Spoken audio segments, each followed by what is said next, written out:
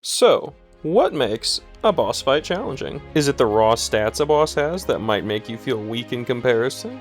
Or perhaps is it the difficult mechanics of the fight, like having to dodge consecutive attacks in a row? Or could it be the rough terrain that you fight a boss in that makes a boss fight feel just so challenging? While all of these might be correct answers, the answer I wanted to present to all of you is one that I think might not be as commonly thought about, and that answer is you. That's right, you, the player character. The difficulty of a boss, more than anything, is decided by you and what choices you decide to make. Let's use an example. You see this guy? This guy right here? This little guy is going to find bosses a whole lot more challenging than other people playing the game, because he's placed a restriction on himself. He's not able to level up at all. Sounds challenging, right? Well, that's the point, because it's literally called a challenge run. See, challenge runs are playthroughs of a game where you make the game more difficult for yourself by placing self-imposed rules or limitations on yourself, giving a game either a lot or a little bit more of a challenge depending on your preferences.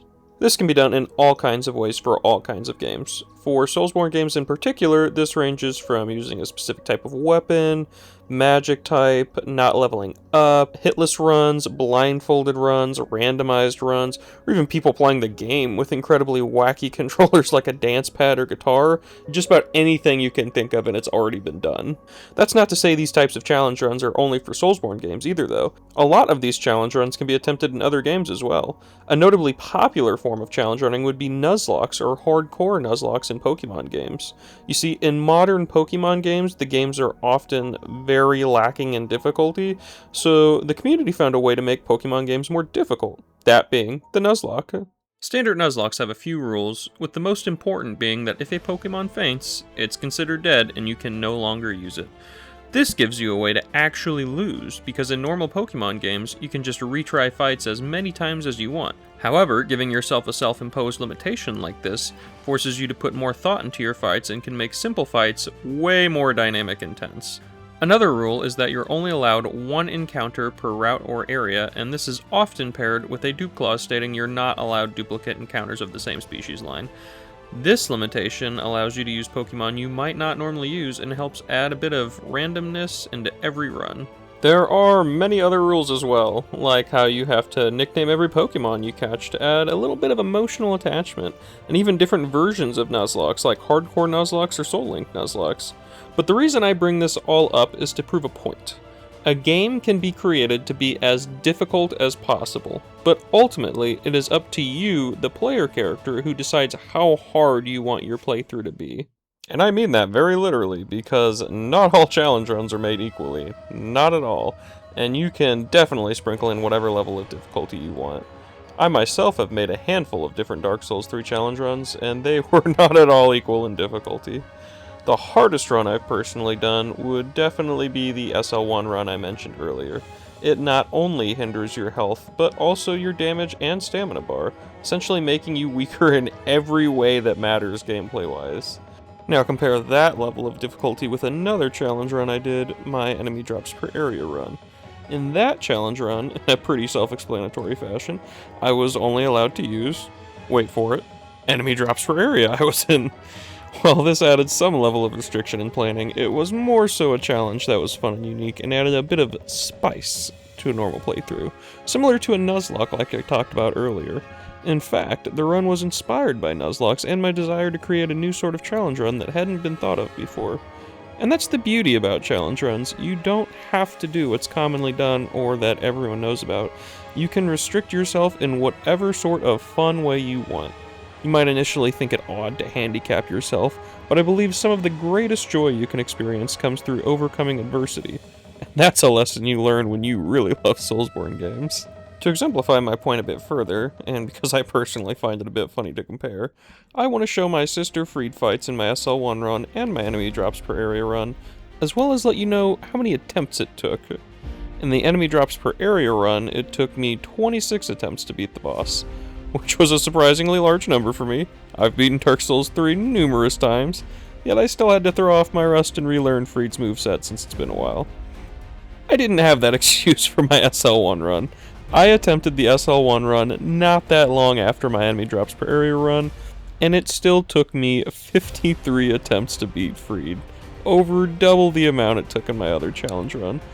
And the reason is pretty apparent. SL1 is an actual challenging challenge run. You can have fun by doing quirky challenges like enemy drops per area, or you can suffer like I did doing an SL1 run. The choice is yours. Your possibilities are quite nearly limitless when it comes to the amount that you can adjust and modify to your gameplay experience in the form of challenge runs or whatever modifier you want to apply to yourself. Moving on from challenge runs, thinking about it even more, you can see this in normal gameplay as well. For example, a common insult that Soulsborne players will throw at beginners or people new to the franchise is that they're casuals for playing with summons. Whether that be through jolly cooperation with Solaire or playing with real-life friends. And yes, this does technically make the game easier, even if the game tries to balance out summons with giving bosses more health and or damage.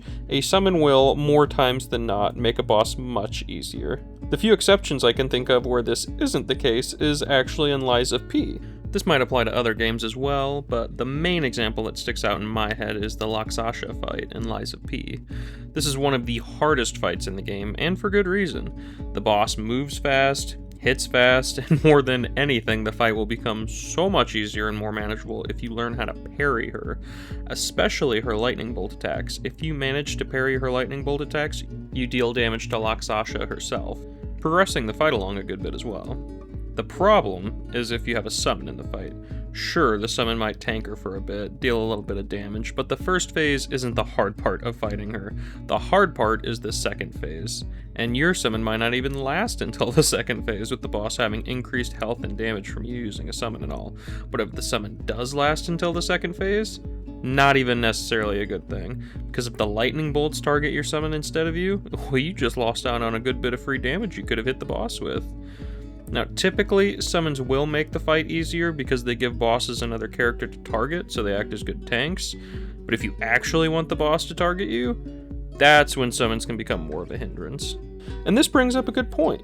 What makes the game easier or harder isn't always super obvious.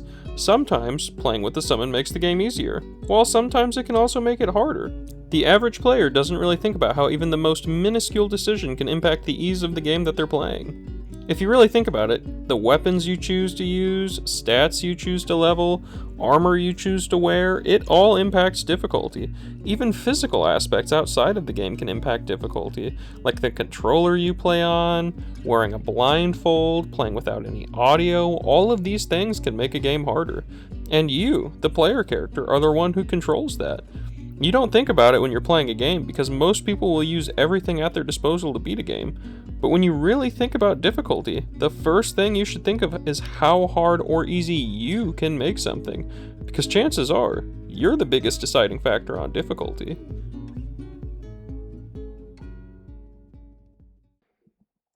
Okay. It's finally time. I know what you all clicked on this video to see. You wanted to see me fight the most challenging boss you could ever conceive of, right? Fine. I will. And I'll lose. But I'll show you. God's greatest warrior. Rick.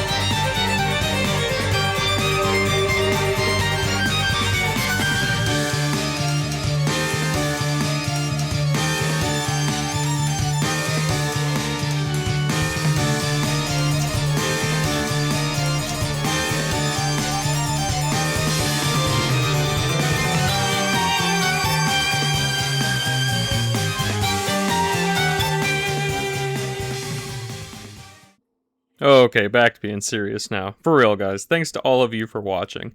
I know I haven't uploaded in a while, and this is way different than my normal challenge run videos I uploaded before, but let me know what you guys think of the change. I'm thinking of trying to tackle more videos like this, where I'm talking about gaming concepts, or covering games in general, not particularly games that are already talked about, but lesser talked about games that I think deserve to be talked about more.